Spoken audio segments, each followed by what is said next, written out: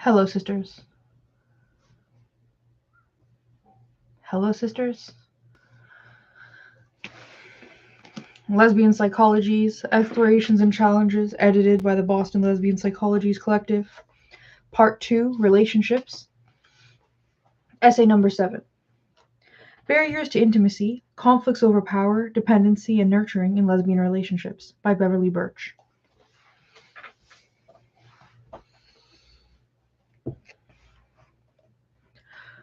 A relationship between two adults that is both loving and sexual always has more elements of mystery than rationality to it. Part of the power of erotic relationships lies in their ability to recreate unconsciously the lost experience of sensuality and safety that each adult once knew, even if only briefly or sporadically, as an infant in the arms of her or his mother. This experience, which is lost to conscious recall, is remembered by the body and evoked in intimate adult contact. In heterosexual relationships, the evocation is more direct and complete for a man than for a woman, as he once again loses himself in loving physical contact with a woman. As Dorothy Dinnerstein says, quote, "Since the first parent is female, heteroerotic feeling has deeper roots in infancy for men than for women." End quote. A woman is one step removed from the intensity. Quote, "In the sexual recapitulation of the infant-mother interplay, the woman has more of a sense than the man does of embodying the powerful mother within herself. A greater part of her than his reliving of the infant role is vicarious through the other person." End quote. Only in lesbian relationships do women once again experience this reconnection directly. For many women, involvement with another woman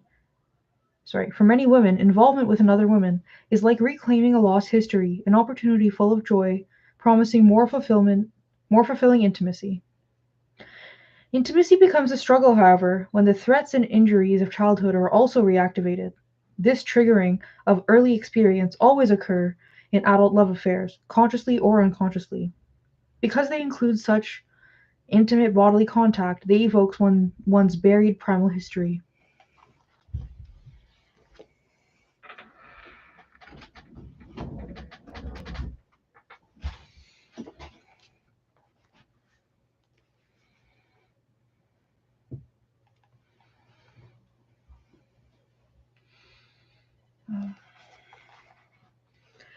The child's early experience with her or his parent creates some kind of template for future involvements.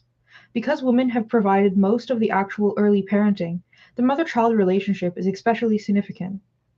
Some relatively recent theoretical attention to the impact of gender for both parent and child has led the way to a new perspective on women's intrapsychic development.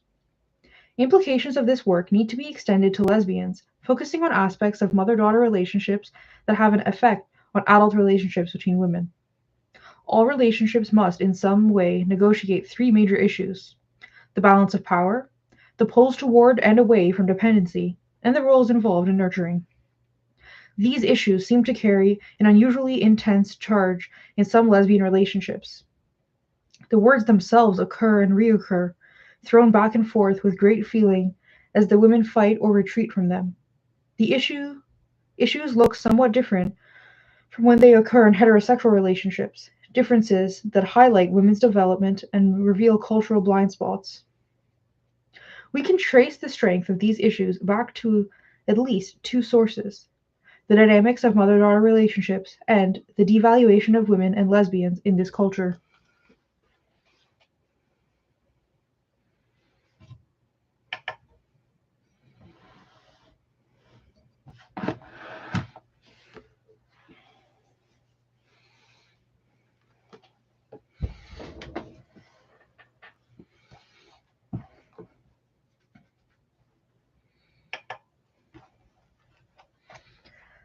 Identifying the issues. Power.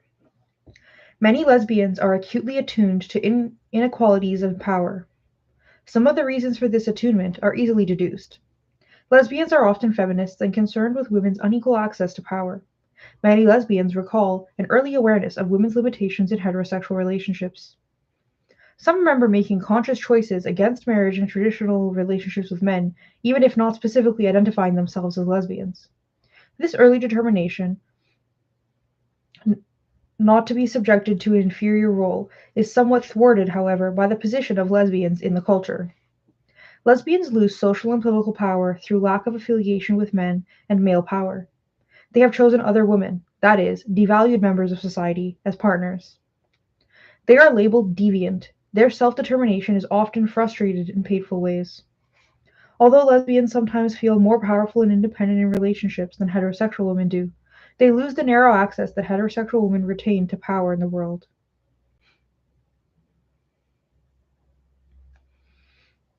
In therapy, many lesbians express a determination not to be in a less powerful position in a relationship. With some individuals or couples, the issue is out in the open. One partner feels her lover holds more power in the relationship and wants this imbalance to change. In other cases, one or both partners defend so well against feelings of powerlessness that the issue is hidden. They may be locked in a subtle but ongoing battle over power, each defending against feeling the other's power. What is often more apparent than the struggle itself is its effects. Their capacity for intimacy is diminished. Any number of differences may be singled out by the couple as a source of inequality or an imbalance of power. Division of labor, money, or recognition, inequality in emotional vulnerability, and felt dependency occur in lesbian relationships as well as in heterosexual ones, although the differences are usually not as extreme as they can be between women and men, and the roles are no longer determined by gender. Differences in race, ethnic background, or class, for example, some way that one has been more privileged than the other, create inequalities difficult to cope with, as do differences in personal qualities or assets such as self-confidence, verbal or physical ability, or success in the world. The distinction between actual inequalities and felt experiences of powerlessness is a subjective one. Some couples handle differences or inequalities without great difficulty. Others are preoccupied with them. Ability to tolerate and work with differences is essential to a relationship survival. The idea that any difference in power is damaging is not borne out by experience. Behind conflicts about power, envy is often unacknowledged as a component. What differences feel intolerable When differences feel intolerable, the only perceived choices are either giving up on the relationship or a constant struggle. What makes these differences feel intolerable, however, is the unconscious fear of power in a woman, a fear that goes back to infancy. Two clinical examples of lesbian relationships embroiled in power struggles illustrate the problems. Catherine and Paula. Catherine and Paula came to therapy because they fought too much, quote unquote, all the time, according to Paula. Catherine had several ongoing complaints. Paula was so independent that she wouldn't let Catherine, quote unquote, in. Paula was more self-assured, or at least didn't admit to much insecurity, whereas Catherine often felt exposed when she tried to talk about her own sense of insecurity and vulnerability. Paula seemed to get her way most of the time. Catherine had become defensive and resistant to intimacy with Paula. She was handling the threat of Paula's greater power by controlling the frequency of their contact and by starting fights. She thought she probably ought to leave the relationship.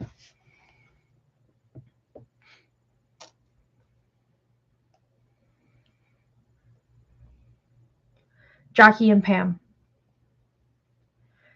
Jackie and Pam had been together for 2 years, but their relationship was on the verge of dissolving when they came to therapy. At 36, Jackie was well-educated, highly successful at work, owned their house, and wanted to settle down. Pam, at 25, was unsettled, had left college after her second year, and had not found work that suited her. She wanted to be a writer, but had lost sight of her goal and now had a low-paying job in a bookstore. Recently, she'd had an affair with another woman and had been drinking more than she used to. In therapy, she began to articulate that she felt overpowered by Jackie and wasn't sure who she was anymore.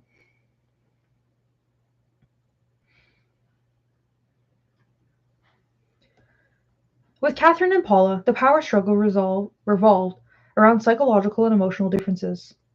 Catherine felt their differences to be unbearable and was tormented by a sense of powerlessness. I'll return to the case of Catherine and Paula several times in this chapter. With Jackie and Pam, there were many concrete differences such as age, income, education, and success. Pam's experience of powerlessness might have been less disturbing with a man. It might have been perceived as quote unquote natural. These differences are ones that many heterosexual relationships rest on. This possibility raises the question of why a woman might feel safer allowing such inequalities to exist with a man than with another woman. The outcome of therapy for Jackie and Pam was a decision to break up. Pam felt she would never be able to hold her own with Jackie and had to establish her sense of self more strongly before she was ready for a lasting relationship. The inequality between them was striking, yet again, in a heterosexual relationship, the therapy might have minimized it, and breaking up might not have been seen as a positive outcome for Pam, even though it was clear to Pam that she needed to leave. In the actual case, the therapist could support Pam's decision and help Jackie to look at her own choice of a partner unequal to herself. Jackie began to see it as protection for her own insecurity, fear of rejection, and fear of being powerless herself in a relationship. Dependence.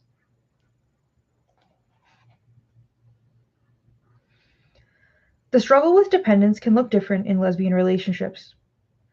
We are more or less familiar with women's struggles against too much dependency on others. That struggle may be primary for women in traditional, socially prescribed roles that define them in relation to others, people. There are no prescribed lesbian roles, however, and lesbians are already actively resisting what is prescribed for them as women. Although it is clear that lesbians can also be caught in a cycle of dependency on others, the opposite is just as often true. A woman who is a lesbian may strongly value independence, even self-sufficiency, as the way out of the traditional construct of women's lives. Dependency may be feared because it represents identification with the old sense of heterosexual quote-unquote femininity that she has rejected. She rejects this identification consciously because she sees it as destructiveness towards women's and her own integrity. However, there may also be an irrational aspect of her fear. She may feel repelled by things too quote-unquote feminine, such as passivity, vulnerability, or dependence. This reaction is part of an unconscious fear of womanness, an internalization of women's devaluation, a fear of identifying with the devaluation of women. A woman who fears or even hates her own womanness will project this gynophobia onto her lover and feel further devalued herself by dependency on her. She will probably maintain a safe distance from her and these feelings. Thus, her own needs for dependency will be denied. She'll be psychologically isolated, even within a relationship. In the case of Catherine and Paula, Paula is a woman afraid of dependency on another woman. She controls this fear by controlling her vulnerability. The case of Alicia presents a different example. Alicia has a history of short-term relationships, each less than a year and a half. Typically, she falls in love quite intensely, then after a few months becomes disillusioned with her lover and begins to pull away. When her lover tries to hold on or protest her distancing, Alicia is annoyed that her freedom is being questioned. She gets angry and soon leaves the relationship. Alicia lives very well on her own, earning a good income at non-traditional work. She travels by herself on vacations and is quite capable of entertaining herself. Yet, she wishes she could have a relationship that lasted longer. She came to therapy confused, asking whether relationships are really possible. Why do other women always want to, quote-unquote, possess her? She is depressed and wonders if she should just reconcile herself to being alone.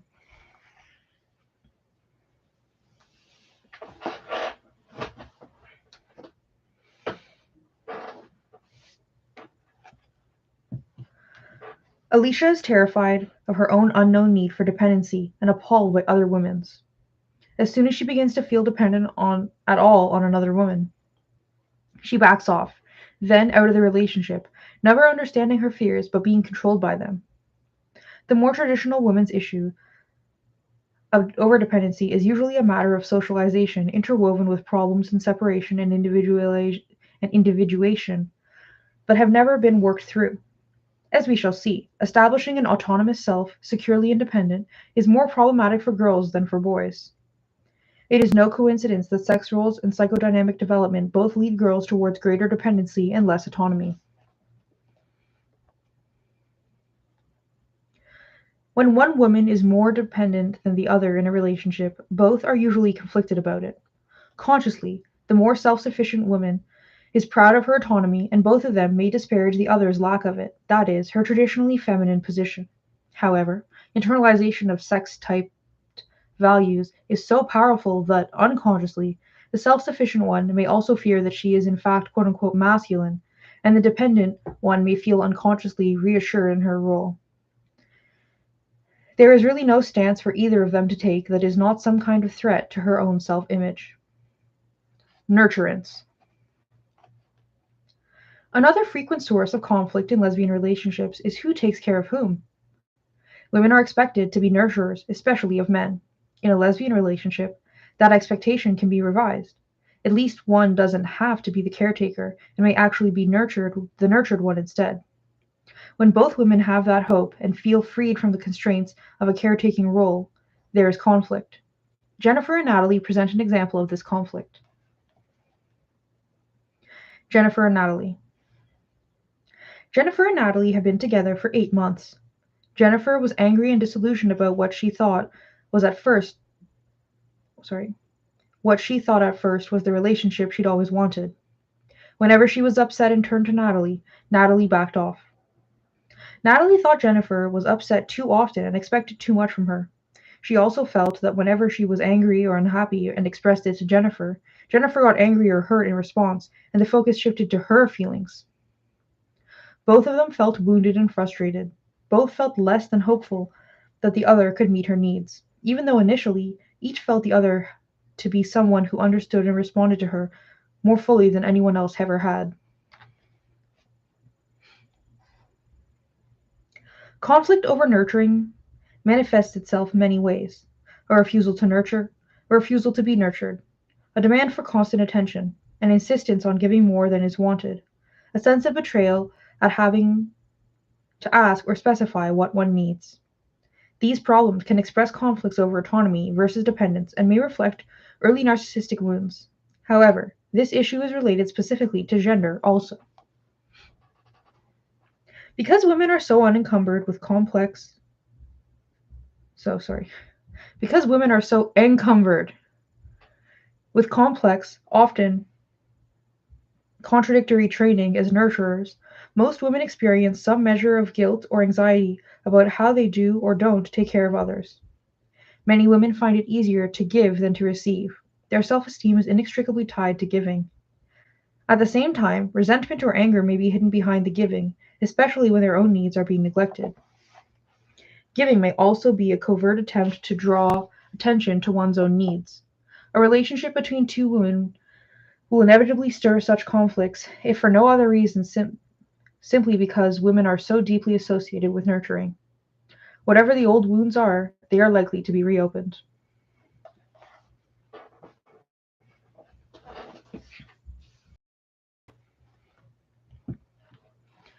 Development theory. Woman.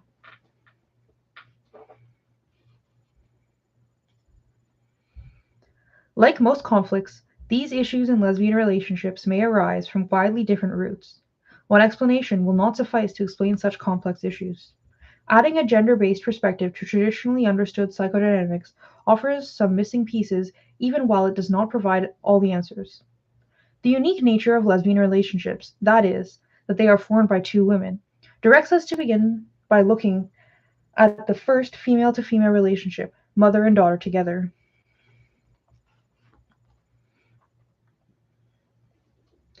The experience of infantile dependency is the basic legacy underlying these issues. Perhaps the greatest difficulty of childhood, also of parenthood, is the inherent dependency of the child.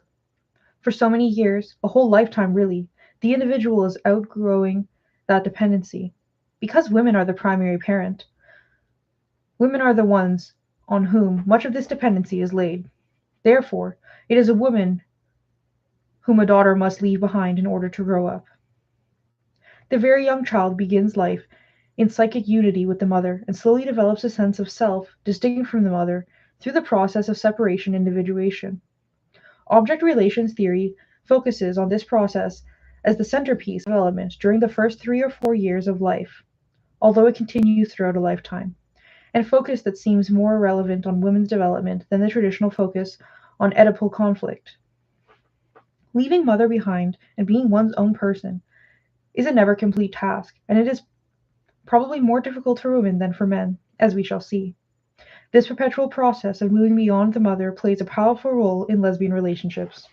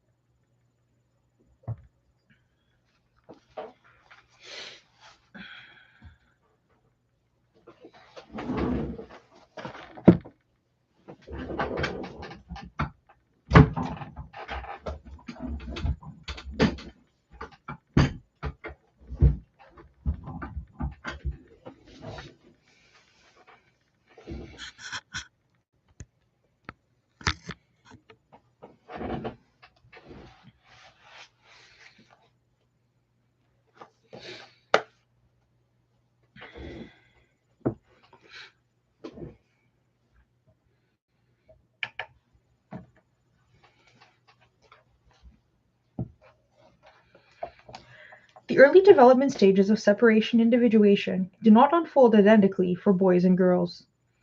Two factors distinguish the mother-daughter relationship from the mother-son. First, mothers and daughters have a conscious and unconscious sense of identification. Nancy Chodorow has argued that this identification produces a prolonged period of quote-unquote oneness and continuity between them, giving daughters a greater relational capacity than sons. Mothers quote-unquote hold daughters in relationships longer.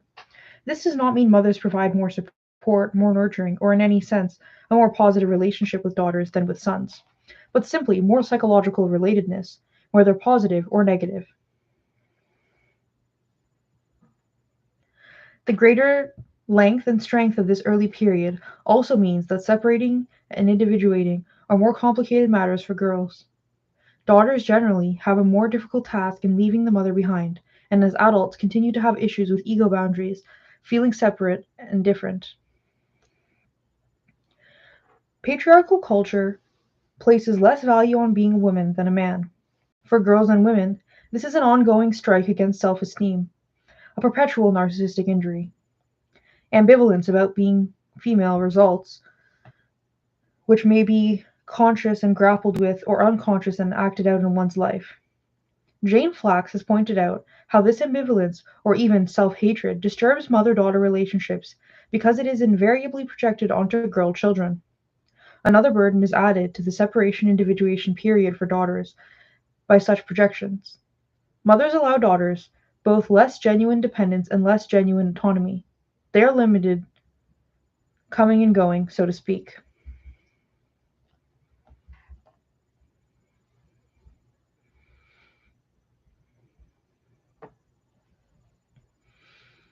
This convergence of psychodynamics and sociodynamics creates greater problems for women in autonomy and self-esteem, and in developing a strong separate self.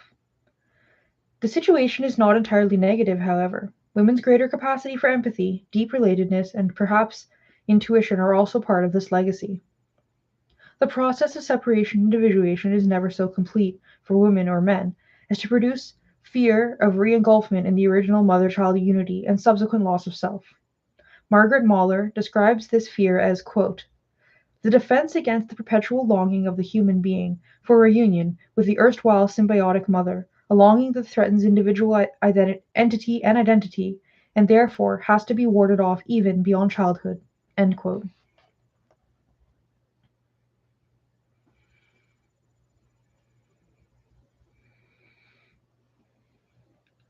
Physical intimacy arouses unconscious wishes to recapture that lost union. For both heterosexual men and lesbians, relationships evoke this longing and defenses against it, probably more strongly than for gay men and heterosexual women, because their relationship includes intimacy with a woman's body once again. Male defenses against engulfment in the mother are established early, however, as part of their developing gender identity. Nancy Chodrow argues the emphasis on differentness and separateness are essential defenses of male identity. Quote, maleness is more conflictual and problematic than femaleness. Underlying or built into core male gender identity is an early, nonverbal, unconscious, almost somatic sense of primary oneness with the mother, an underlying sense of femaleness that continually challenges and undermines the sense of maleness.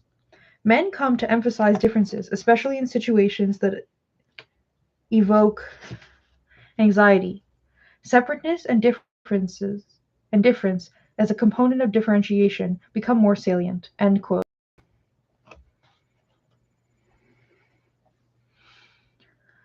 Because mothers do not identify themselves with male children to the same extent they do with female children, they relate to their sons as quote unquote the other more than daughters, giving boys further experience with a sense of difference.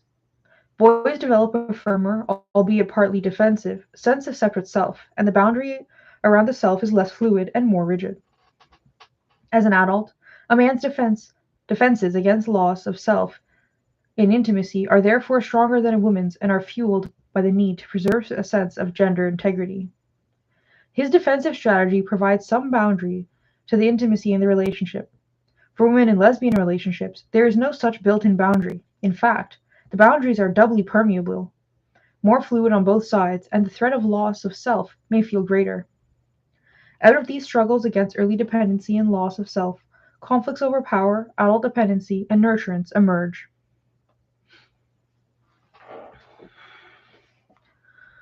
Understanding the issues psychodynamically. The parent-child relationship is based on such enormous inequality that no one matches it.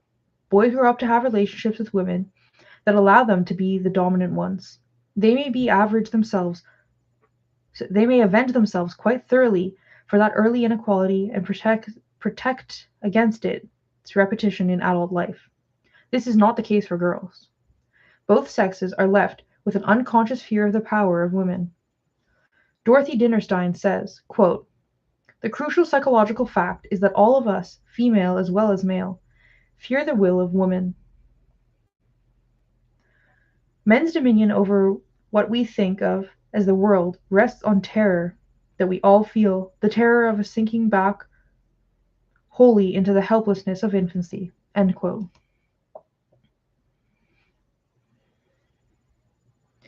Men keep this fear in check by establishing and exercising power over women. Women do not have such a ready escape.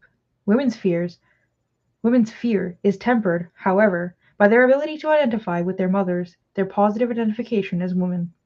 Nevertheless, having a woman lover may arouse unconscious fears of allowing another woman power over oneself again. The experience of the other as powerful can evoke intense feelings, rage, anxiety, envy. In unconscious terms, the lover is guilty by association.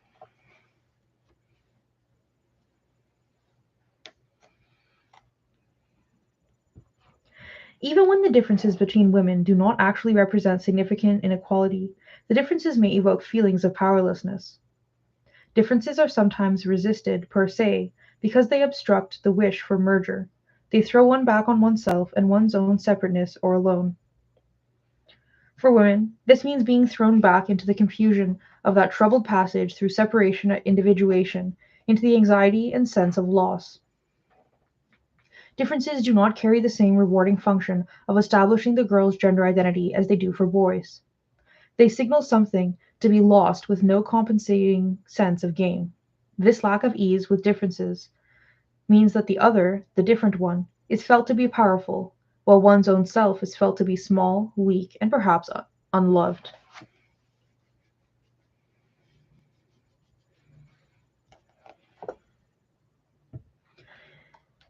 Whether this other person who is more powerful is also a woman, when this other person who is more powerful is also a woman, the inequality will be more terrifying on an unconscious level than if she were a man. according to Dinnerstein. The power of the other must either be overcome or fled. In a lesbian relationship, both women may be constantly trying to balance the power. Neither is comfortable with for long with feelings of inequality. The struggle over differences and their association with power taps into these deep roots.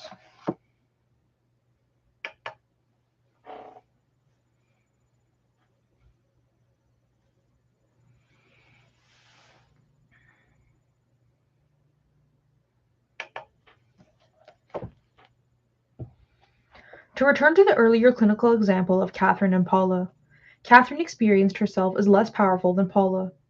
Paula's defenses allowed her to appear somewhat invulnerable, but the actual differences between them were not so real as they were for Jackie and Pam, the couple with many inequalities. Nevertheless, Catherine chafed under the fears of losing herself with Paula, and of allowing herself to be dominated. In fact, she was quite assertive and generally held her own. Her feeling of powerlessness in relation to Paula was exaggerated, and her sense of self was weak. An open exploration of her fantasies about Paula's power helped her to grasp both the reality and unreality of her fears, and to be able to contain them enough to remain in the relationship rather than flee. As she explored them further, she realized that in a previous relationship with a woman, she had felt herself to be the strong one, and was equally uncomfortable with that position. If Dinnerstein is correct, with a man, Catherine might have felt more comfortable being the less powerful one in order to control the fear of powerful women for both of them. How are the power struggles to be resolved in their lesbian relationship? A few parameters can be considered by the therapist. How real is the inequality of power, and on what is it based? Do the women experience each other as adversaries, or do they actually undermine each other? Who is the intrapsychic adversary? Are the power struggles valuable and constructive, or are they destructive? Some power struggles are a way for individuals to define themselves more fully in a relationship, whereas others are perpetually obsessive and futile. The question for the client is, do I need to hold on in the struggle, or do I need to get over it? Some battles have an imperative quality, signaling that they are serving another psychological function. Other fights are clearly defining territory and establishing mutual autonomy. Two women who are each willful, self-determined, and independent, for example, will likely have to go through some battles with each other. A woman's growth into autonomy requires a greater struggle than does a man's. Much of this struggle has occurred in the context of a relationship with her mother, positively or negatively. Being with another woman will no doubt recall the earlier struggle and recreate unresolved parts of it. The relationship may be an impetus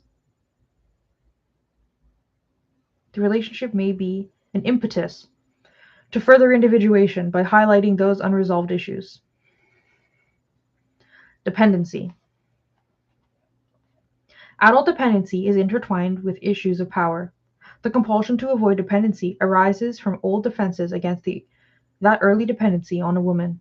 In lesbian relationships, there is sometimes a prolonged struggle against dependency on the other. Again, the unconscious association of the lover and the mother in their femaleness intensifies this struggle. There is another factor as well. A sufficient period of genuine developmentally necessary, secure dependence as a child seems to be less likely for girls than for boys. Jane Flax and Paula Kaplan have both noted that girls are not allowed as much real dependence as infants and toddlers as boys are. The mother's own conflicts about being female are easily projected onto the daughter. Paula Kaplan reports research that, quote, mothers are tolerant of baby boys' rituals and requirements at mealtime, but insist on quick and unfussy eating by girls. Girls are usually weaned earlier than boys, a practice that seems to be related to a greater comfort in keeping boys dependent on mothers. They are requiring more self-control, more adult and less troublesome behavior on the part of their daughters. End quote. Flax states that girls are given less adequate emotional nurturance during their symbiotic period and later stages of separation individuation. Both Flax and Kaplan have argued that physical nurturance of daughters is especially conflicted. For the heterosexual mother, physical contact is not only potentially laden with forbidden incestuous feelings as it is with their sons, but it also touches on into homophobic feelings as well. The daughter's early years of dependency are clearly hampered by her mother's conflicts, leaving her deprived and conflicted herself about her female identity and her dependency, especially on women. Cultural influences give this struggle additional weight. Women are negatively stereotyped as dependent by nature. As they grow older, daughters perceive the devaluation of women when they see their mothers through the eyes of the rest of the family and of the world. Initially, the daughter belongs sorry. Initially, the daughter longs to be like her powerful mother. Later, she learns to dissociate from her. She would prefer anything to identifying with her mother, but then she really has no choice. She is a woman like her. The ambivalence of this identification, simultaneously loving and envying one's mother, even while disavowing her, can make an uneasy peace in a lesbian relationship. Each woman has her own conflict of identification as a woman, both her self-love and her own self-hate. She may project these contradictions onto her partner. She may keep them deep in her unconscious and cling to the defenses that preserve them there. A relationship with another woman arouses the pain of this conflict as well as an unconscious wish to relive dependency in a more gratifying way. Avoiding dependency on another woman is a way of fending off both the wish and the conflict. The woman who avoids dependency is just as needy behind her defenses as the one who seems unable to muster any independence.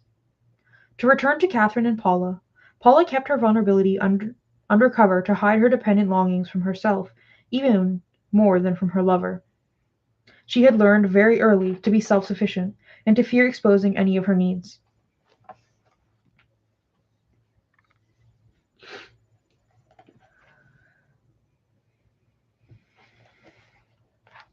If a woman's ambivalence is great, she may be too conflicted to allow any trace of dependency. This was the problem for Alicia, the woman who left every relationship within a year or so. Alicia's mother had been excessively dependent herself, as well as depressed, and her father was emotionally unavailable to the mother or the daughter, leaving Alicia with an impossible choice in relation to her own needs.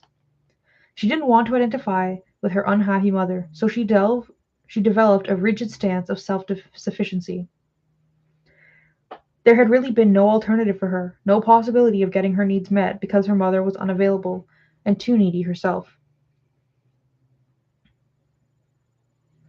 Rather than being helped into a secure autonomy, she had had to be falsely independent at an early age and to identify with her father in some respects. Beneath this self-sufficiency, she felt incredibly weak and vulnerable, although she was unaware of this until she'd been in therapy almost 2 years, well past her 1-year mark. Alicia scorned her mother's weakness. Intimacy with another woman was threatening to her, warded off identification with her mother. If she allowed herself to be dependent on another person, she would feel dangerously close to being like her mother. Because her lovers were also women, she felt more worthless. At the same time, she denied needs were stirred by the possibility of finally having another woman attend to her. If she gave up her defenses, she would be flooded with the early feelings of loss, fear, and rage, and a terrifying sense of losing herself. Therapy with Alicia gradually brought this to light. She left therapy once, returned, and threatened to leave several more times. But she stayed and has gained a renewed appreciation for her own struggle. She has strong impulses to flee whenever she feels the terror of dependence on her therapist, but she hopes to be able to handle them and face the difficult work ahead. Nurturance. Ambivalence about nurturance has deep roots. To be fed, held, and tended physically and emotionally is the child's first need. It is the first battleground, too.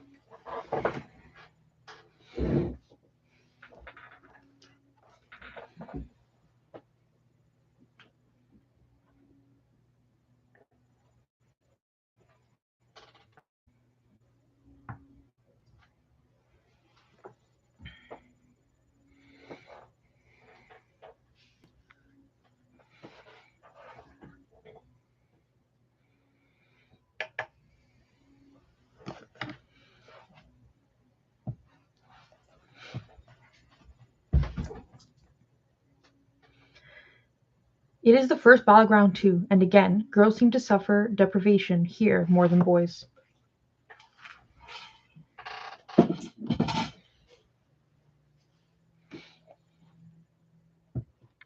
The same conflicts about being female that affect early-stage dependency in mother-daughter relationships determine how a woman will nurture her daughter. Kaplan's report that mothers have less tolerance of daughters' fussy eating habits is only one example. Women's conflicts about nurturance and identification as female show most glaringly in the preoccupation with thinness and restrained eating that most adolescent and adult women have. Obsession with food on the one hand and with trying to be thin on the other reflects an impossible, contradictory attempt to nurture oneself while denying the body. The devaluation of women and the fact that women do essentially all the early parenting become so deeply entangled here that they are inseparable.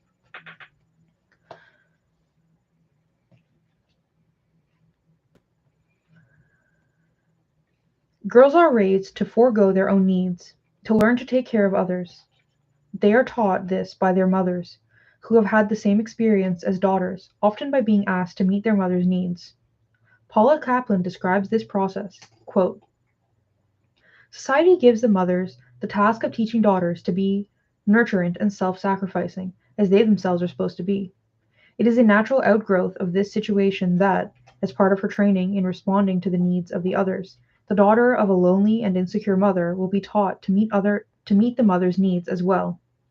Insofar as the daughter tries to meet those needs, to that extent will her own needs for nurturance go unmet. Thus, the daughter grows up feeling inadequately nurtured. When she becomes a mother, she will have unmet needs and may turn to her own daughter, hoping the daughter will meet them as well." End quote. Or the grown daughter may turn to her lover if her lover is a woman too. It is not surprising then, that a woman may respond with fear or anger to another woman's expectations that she will take care of her.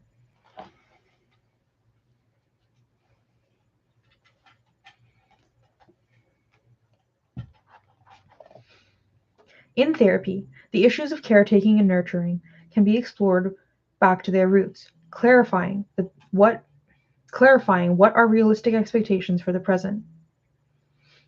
A woman who doesn't want to be nurtured or is unable to let herself be nurtured may be fending off desires that feel too overwhelming. If she was the nurturing child to her mother, she may fear any woman's needs and be alienated by her own. She may expect the demands to be endless.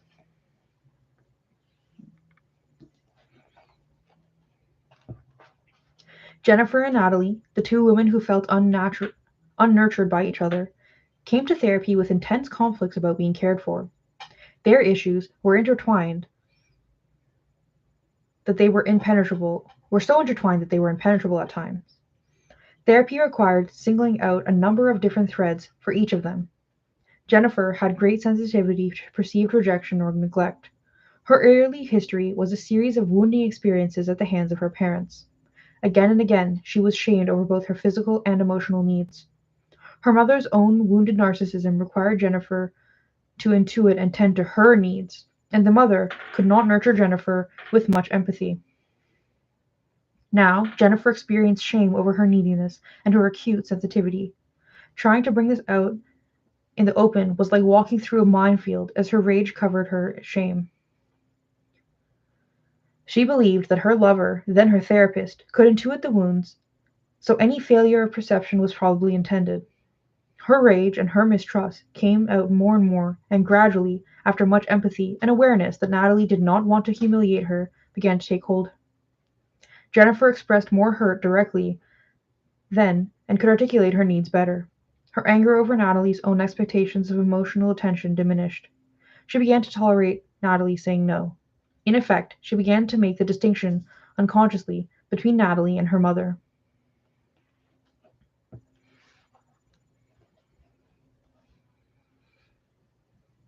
Natalie, on the other hand, had consciously determined not to be trapped in a nurturing role in her adult relationships. She had felt used as a child by her mother, who depended on her for emotional contact, especially after her mother's own mother died when Natalie was 6. In the beginning of her relationship with Jennifer, Natalie used her early training as a caretaker to stay closely attuned to Jennifer. She resented this role, though, and rebelled against it by withdrawing, leaving Jennifer feeling betrayed. Natalie was convinced that if she lowered her guard and responded to any of Jennifer's needs, she would be propelled back into the nurturing role with no end in sight. Limiting what she would give frightened her. She expected Jennifer to leave. Instead, she became rigid and self-righteous as she defended against Jennifer's demands. On the other hand, she did not assert her own needs very well, giving up easily but resentfully when Jennifer was wounded or angry. Therapy involved many months of going back and forth through these blocks, affirming the anger and fear related to past deprivations, and facing the reality that adult relationships do not make up for early losses.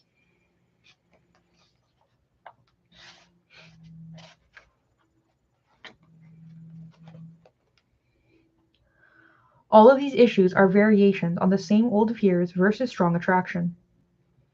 The fears may lie dormant until a woman becomes intimately involved with another woman. The intimacy of lesbian relationships, perhaps more than any other kind of relationship, approaches the intensity of the mother-daughter relationship. The parallel between the mother's body and the lover's body, so powerfully unconscious, is capable of evoking deepest childhood experiences. Fear of re-engulfment in the mother-daughter history can be an unconscious barrier to intimacy. Individually varied early experiences as daughters come to bear forcefully on these more universal issues. And the issues are often intertwined. Linkages between conflicts over power, nurturing, and dependence create patterns that are difficult to comprehend. Traditionally, psychology has presumed lesbian relationships to be pathological, per se. When conflicts like these arise, when conflicts like the ones I described show up in clinical cases, the presumption is often made that the woman developed psychosexually into a lesbian precisely because she has had such pre-genital conflicts. There is a different way to see these problems, however. Women raised in patriarchal culture inevitably have trouble with issues related to a sense of self and, as we have seen, a sense of separateness. It does not seem unlikely that most women would encounter some of these conflicts in an intimate relationship with another woman. Further, a woman's capacity for intensity and intimacy is probably heightened in relationship with another woman who shares a similar capacity. Simply stated, this shared capacity can heighten the problems as well.